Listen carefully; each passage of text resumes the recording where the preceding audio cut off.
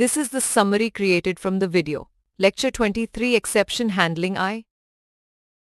Proper design, coding, and testing are crucial for robust software development, and Java's exception handling mechanism sets it apart by enabling fault-free and error-free program execution.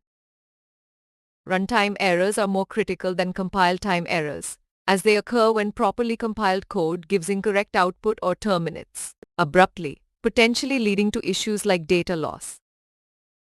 When a program compiles but fails for certain inputs, leading to runtime errors, exception handling allows the program to handle these errors gracefully, preventing abnormal termination and checking inputs to avoid such issues.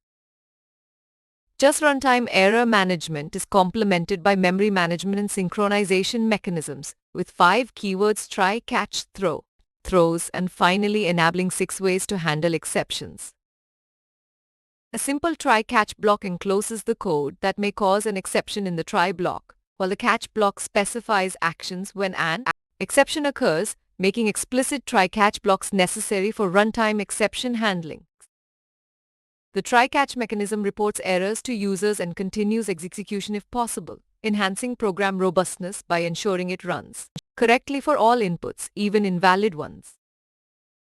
Additional features like finally and throw enable even more robust exception handling, with the finally block executing regardless of whether an exception occurs or not.